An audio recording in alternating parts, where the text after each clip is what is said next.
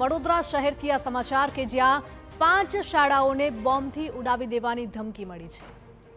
સ્કૂલોની ધમકી બાદ ભારે અફરાતફરીનો માહોલ સર્જાયો છે। ધમકી મળ્યાની જાણ થયા બાદ પોલીસ બેડામાં પણ દોડધામ મચી ગઈ છે। જીવન સાધના, શાનેન અને નવયુગ સ્કૂલને પણ ધમકી મળી છે। ઉર્મી વિદ્યાલય અને ડીઆર અમીન સ્કૂલને પણ ધમકી મળી હતી। બપોરે 1.5 કલાકે તમામ સ્કૂલોમાં બ્લાસ્ટ કરવાનો ઉલ્લેખ કરવામાં આવ્યો છે।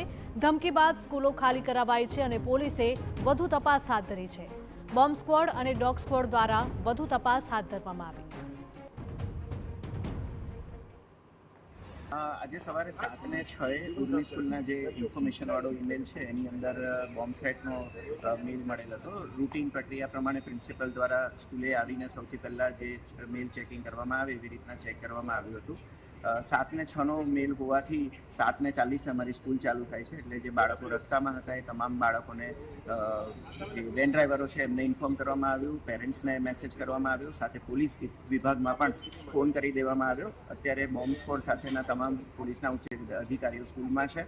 બોમ્બ સ્ક્વોડ દ્વારા સૌથી પહેલાં બસો અને સ્કૂલની જે વેન છે એ ચેક કરી દેવામાં આવેલી છે અને હવે ગ્રાઉન્ડ ફ્લોર અને ફર્સ્ટ ફ્લોરનું ચેકિંગ થઈ ગયેલ છે, જેની અંદર કોઈ શંકાસ્પદ વસ્તુ મળેલ નથી। અત્યારે ઉપરના ફ્લોર જે છે એનું અત્યારે ચેકિંગ। વડોદરા શહેરમાં વધુ એક વખત શાળાઓને બોમ્બથી ઉડાવી દેવાની ધમકી મળી છે। એક જ પેટર્નથી વડોદરા શહેરની 5થી વધુ શાળાઓને બોમ્બથી ઉડાવી દેવાની ધમકી મળી છે। વહેલી તકે શાળા ખાલી કરી દેવામાં આવે, બપોરે 1:30 વાગ્યે બોમ્બથી ઉડાવી દેવામાં આવશે તે પ્રકારની ધમકી શાળાને મળી હતી। વડોદરા શહેરની ઉર્મી વિદ્યાલય, ડીઆર અમીન, તેની સાથે સાથે નાલંદા, જીવન સાધના, શાનેન અને નવયુગ સ્કૂલને પણ મેલ મળ્યો હતો અને આ મેલમાં ચોક્કસપણે ઉલ્લેખ કરવામાં આવ્યો છે કે 1:30 વાગ્યે શાળાઓને બોમ્બથી ઉડાવી દેવામાં આવશે।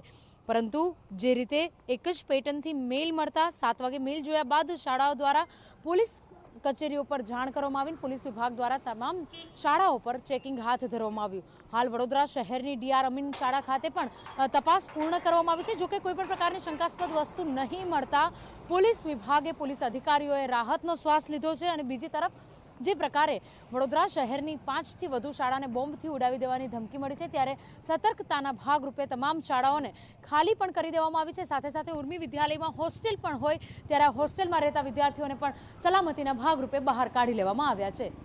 કેમેરા પર્સન રોહિત ગોયલ સાથે અંજલિ ઓઝા, TV9 વડોદરા।